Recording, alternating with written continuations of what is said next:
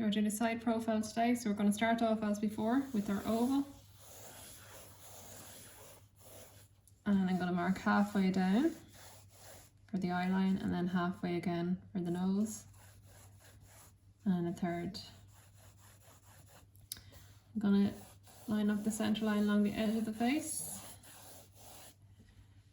And now when you're looking at a side profile, you have to remember that you're seeing the back of the head here. So you're going to end up with roughly a circle down as far as the line of the mouth. Or if you wanted another way to measure it, would be to measure the height of your oval. Will give you where the back of the skull should be. Okay. So the height of the oval will be the same as the back, or you can draw a circle which goes around roughly to the line of the mouth. So then I'm going to start by lining in my eye.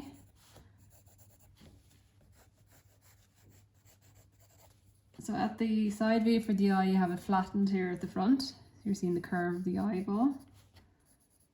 And the eye socket will go up here into the eyebrow. So I'm just going to very lightly mark these in. You're not leaning on your pencil at all.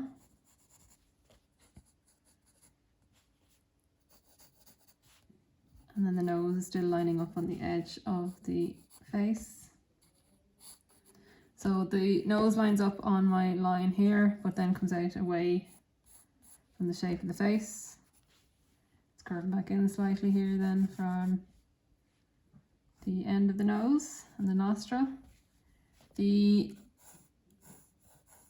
back of the nose then is lining up with the eye socket. So I'm measuring down from the eye where the back of the nose will be.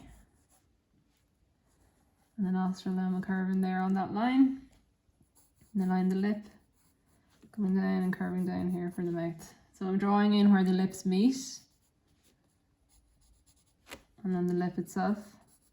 So it's coming out on this line as well, but then it's curving back in underneath.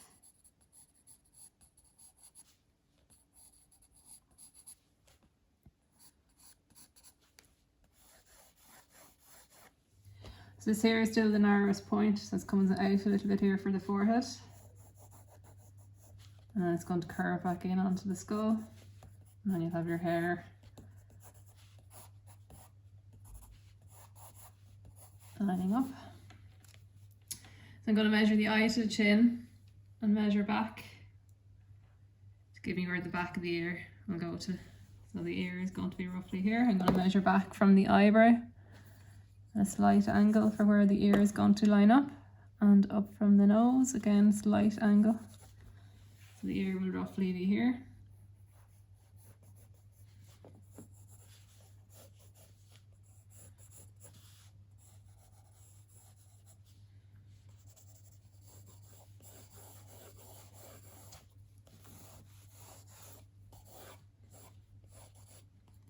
And you've got the neckline then coming in, so you've the hair, back of the skull and the neckline. Same here, you're going to decide measuring in. The neck is kind of lined up there at the back of the eye.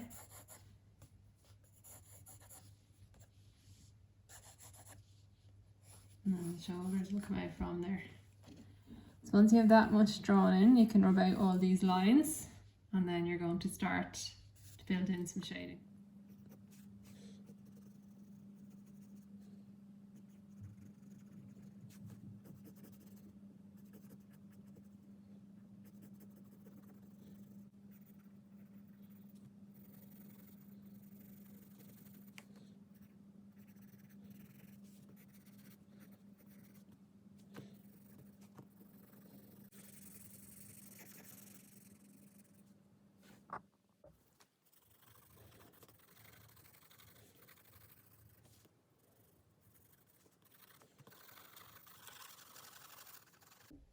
The neck has a shadow, so I'm building that up more. So the collar is casting a shadow onto the neck. So I want to make sure that's built up more. The hairline coming down there onto the neck. So in here there's a shadow cast and there's a highlight here, so I'm just rubbing that back out with the rubber. Tidy up the shadow here.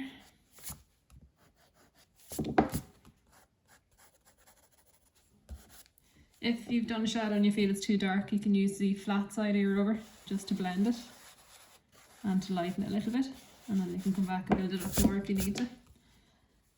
The colour here is going to come in a bit darker.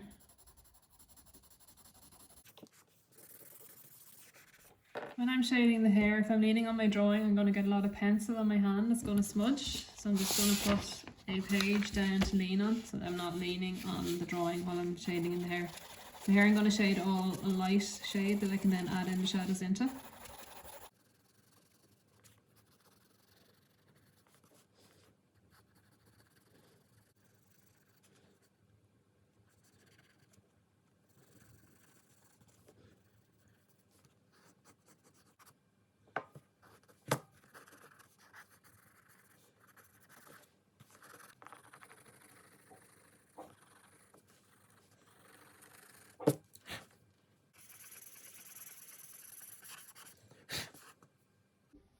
The texture and the lines in the hair go back towards where the parting is.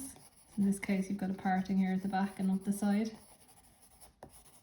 So the lines are going back towards the back of the head.